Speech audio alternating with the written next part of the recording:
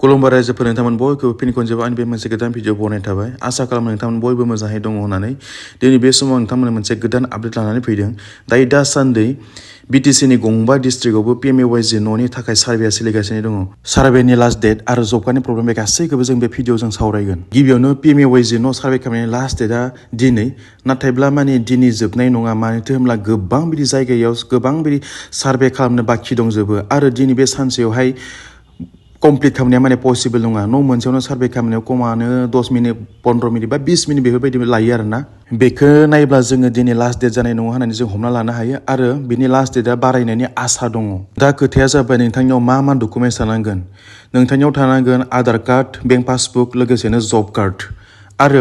जायनि नामाव न'खौ लागोन बा जायनि नामाव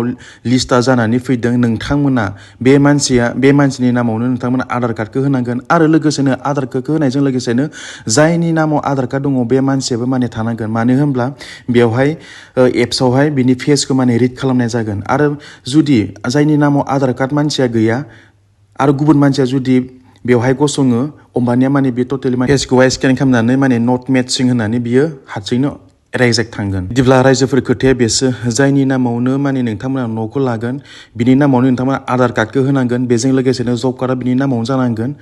आरो जेब्ला माने सार्भे खालामनो थांगोन ना अब्ला बे मानसियाबो माने थानांगोन मानो होनब्ला बेखौहाय बिनि आधार कार्डखौ एन्ट्रि खालामनानै बेखौहाय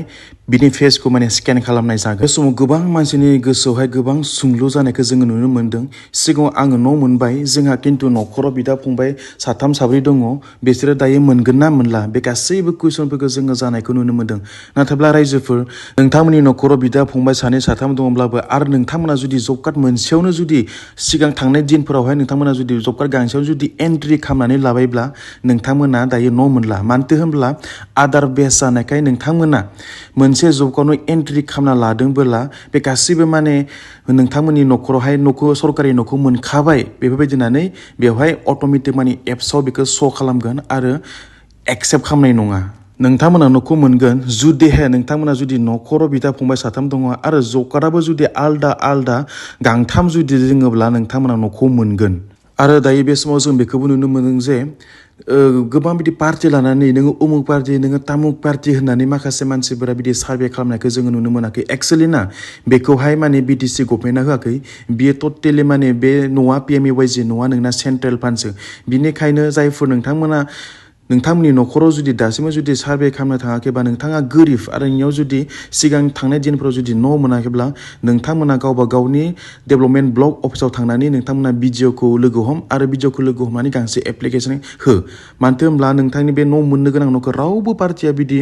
बेखौहाय नोङो उमुक पार्टि नोङो तामुक पार्टि होननानै बेखौहाय हल्ड खालामनानै बा हमथानानै दोननो हानाय मोन्थाय गैया आरो बे समाव नोंथांमोननो मोनसे इनफरमेसन होनो लादों थांनाय मार्च ना एप्रिल मे जुन बेबायदियाव मोनसे सार्भे जादोंमोन आरो बे सार्भेयाव नोंथांमोनखौ जुदि सार्भेयाव थालांबायदोंब्लाबो आरो दा नैबे समाव नोंथांमोननि जुदि नामा लिस्टआव गैयाब्लाबो नोंथांमोना जुदि मोनथावनाब्ला नोंथांमोना जुदि एलिजिबोलब्ला नोंथांमोना सरकारि न'खौ लानो हागोन बिनि थाखाय नोंथांमोना गावबा गाव डेभेलपमेन्ट ब्लकनि बिडिअखौ लोगो हमदो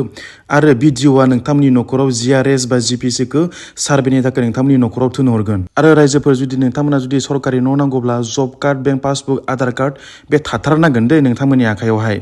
जायनि नामाव लागोन बिनि नामाव थाथारनांगोन बिदिब्ला रायजोफोर नोंथांमोना बे भिडिअखौ जेसेबां हायो एसेबांनो माने शेयार खालामदो जायफोरनि न'खराव दासिमबो सार्भे खालामनो थाङाखै एबा जायफोर